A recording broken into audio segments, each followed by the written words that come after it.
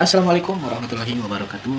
Baik, pada kesempatan ini akan sharing mengenai bagaimana atau caranya atau tutorial cara lapor SPT tahunan untuk pegawai swasta yang memiliki penghasilan selama setahun di bawah 60 juta rupiah. Nah, bagaimana caranya? Untuk laporan SPT tahunan seperti yang peruntukan di awal tadi ya, ini dilaporkan di djponline.pajak.go.id. Nah, yang perlu dulur-dulur siapkan yaitu bukti potong 1721A1. Ini disiapkan oleh bagian keuangan atau bendahara tempat perusahaan dulur-dulur bekerja ya. Pastikan menyiapkan kedua bukti potong ini ya. Gitu. Nah, dulur-dulur semuanya, setelah ada bukti potong, silahkan dulur-dulur login menggunakan NIK atau NPWP, kata sandi, dan kode keamanan. Nah, bagi dulur-dulur yang belum registrasi, silahkan registrasi terlebih dahulu ya. Ada tulisan daftar dan klik di sini. Atau bagi dulur-dulur yang lupa kata sandi, silahkan ganti kata sandinya terlebih dahulu dengan klik lupa kata sandi. Dengan kunci, dulur-dulur harus siapkan EVIN. Nah, jika sudah siap login, silahkan masukkan NIK, NIK atau NPWP, kata sandi dan kode keamanan, kemudian klik login. Setelah klik login, dulur-dulur akan diarahkan ke menu informasi ya, seperti yang tertampil di sini. Nah, jadi kalau langsung diarahkan ke sini, nanti dulur-dulur langsung klik lapor ya, karena kita mau laporan, klik lapor. Kemudian setelah itu silakan scroll ke bawah ya, silakan dipilih e-filing ya, e-filing. Oke, setelah itu nanti akan diarahkan ke menu arsip SPT tahunan yang tahun-tahun sebelumnya ya.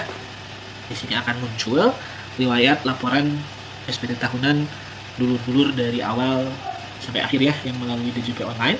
Nah, untuk laporan yang baru silahkan dulur-dulur klik buat SPT. Setelah klik buat SPT, silahkan jawab pertanyaannya. Nah, seperti kriteria yang saya sebutkan di awal ya. Apakah Anda menjalankan usaha atau pekerjaan bebas? Karena tadi bekerja, jawabannya tidak. Apakah Anda seorang suami atau istri menjalankan kewajiban perpajakan terpisah? Kalau tidak, klik tidak. Kalau iya, klik iya. Nah, apakah penghasilan bruto yang Anda peroleh selama setahun kurang dari 60 juta rupiah? Nah, karena kita akan sharing yang kurang dari 60, jawabannya iya. Nah, cara ngeceknya, dulur-dulur silahkan cek ya. Untuk yang A1, nah, silahkan cek di brutonya nih. Nah, jumlah penghasilan bruto ya, di sini, di kotak sini, apakah kurang atau di atas? Nah, ini untuk yang kurang dari 60 ya. Tadi jawabannya iya. Kalau di atas jawabannya tidak, nanti beda lagi formulirnya. Karena kurang tadi kita simulasikannya, jawabannya iya. Kemudian klik SPT SS ya, 1770 SS.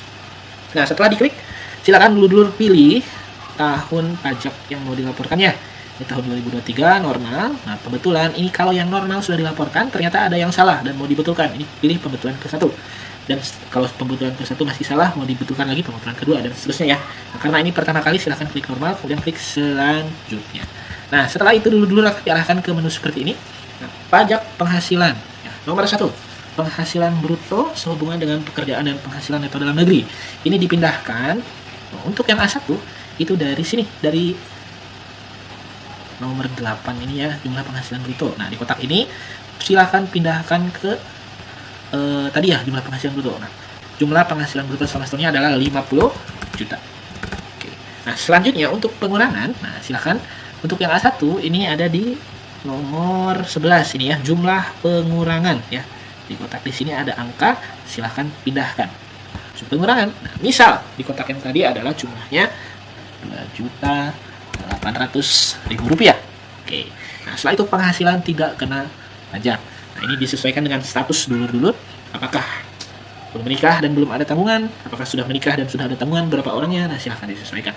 Misal sudah menikah dan punya tanggungan 2 orang, berarti K2 ya. Ini adalah penghasilan tidak kena pajak, batasan pengenaan pajak. Nah, karena penghasilan yang di bawah penghasilan tidak kena pajak, nanti pajak yang terutangnya nihil ya. Begitupun di bukti potong bisa dipastikan ya, pasti untuk yang A1 di sininya PPh terutangnya kosong pasti. Silakan dulur-dulur scroll ke bawah. Nah, penghasilan yang dikenakan final dan yang dikecualikan dari objek pajak. Untuk kolom yang nomor 8, ini kalau dulu dapat penghasilan selain yang gaji dan tunjangan rutin tadi ya, atau gaji rutin lah, penghasilan rutin, misalkan dulur-dulur jadi narasumber atau jadi peserta kegiatan gitu ya yang bersifat final dan lain-lain. Nah, silahkan masukkan di sini kalau ada tambahan, tapi kalau nggak ada dikosongkan. Nah, kemudian nomor 9-nya PPh utangnya diketik manual juga ya atas penghasilan final tadi kalau ada, kalau tidak ada dikosongkan. Dan nomor 10 penghasilan yang dikecualikan dari objek pajak, ini kalau dulur-dulur menerima penghasilan yang dikecualikan dari objek pajak seperti warisan, hibah, sumbangan, hadiah dan lain-lain ya, kalau ada. Kalau tidak silahkan dikosongkan saja. Kemudian klik berikutnya. Nah, jumlah keseluruhan harta atau aset yang dimiliki pada akhir tahun pajak. Nah, karena tadi ini tahun pajak 2023, berarti jumlah keseluruhan harta pada akhir tahun 2023 ditotalkan. Rumah, motor, mobil, sawah, kebun, kolam, mobil, motor, tabungan, handphone dan lain-lain ya yang dulur-dulur punya dijumlahkan. Misal 100 juta. Ini tidak ada batas minimal, tidak ada batas maksimal, yang penting total keseluruhan harta. Nah, selanjutnya nomor 12, jumlah keseluruhan kewajiban atau utang. Ini kalau ada ke bank, ke lembaga keuangan, ke leasing dan ke lain-lain. Silakan ditotalkan. Misal ada ya utangnya misalkan 2 juta gitu. Nah, jika sudah diisi, kita klik berikutnya. Nah, kalau nggak ada utang ini diklik kosong aja ya, seperti ini. Tapi kalau ada utang, silakan diisi. Gitu ya. Oke, selanjutnya klik berikutnya. Nah, kita sudah masuk ke step terakhir. Pernyataan dengan menyadari sepenuhnya akan segala akibatnya termasuk sanksi-sanksi sesuai dengan ketentuan peraturan perundang-undangan yang berlaku. Saya menyatakan bahwa apa yang telah saya beritahukan di atas adalah benar, lengkap, dan jelas. Nah, pastikan apa yang diisi sudah benar, lengkap, dan jelas ya. Jika sudah, silahkan klik setuju. Nah, setelah itu silahkan klik selanjutnya. Nah, setelah klik selanjutnya, ini kita ke step pengiriman SPT ya.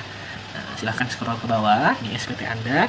Ada tulisan ambil kode verifikasi. Nah, ada tulisan di sini ya. Silahkan klik di sini untuk mengirimkan kode verifikasi dalam rangka pengiriman SPT tahunan melalui email ini ya. Kita klik di sini. Kemudian silahkan klik ke email atau ke SMS ya. Tapi kalau SMS harus ada pulsa. Minimal nanti biaya yang dikenakan 500 biasanya ya. Atau mending ke email aja biar gratis. Silahkan pilih ya. Kemudian klik OK. Nah, setelah klik OK, nah, kita tunggu ya. Kalau loading kita tunggu. Nah, akan token telah dikirim ke email. Nah, ini sudah sukses ya tokennya. Nanti dulur akan menerima email seperti ini ya tokennya. Silahkan di copy tokennya. Kode verifikasi Anda adalah yang ini ya, yang 6 karakter ini. Di copy, kemudian masukkan ke kotak yang ada di bawah. Masukkan kode verifikasi nih. Silahkan klik paste ya atau Ctrl V. Nah, setelah itu silahkan dulur klik kirim ini ya. Nah, setelah diklik kirim, nanti akan ada notifikasi berhasil dan bukti penerimaan elektronik akan secara otomatis masuk ke email dulur-dulur ya, seperti ini.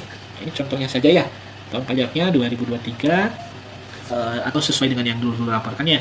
Nah, itu bukti ini adalah bukti kalau dulur-dulur sudah melaporkan SPT tahunan. Itu saja, mudah-mudahan bermanfaat. Terima kasih. Assalamualaikum warahmatullahi wabarakatuh.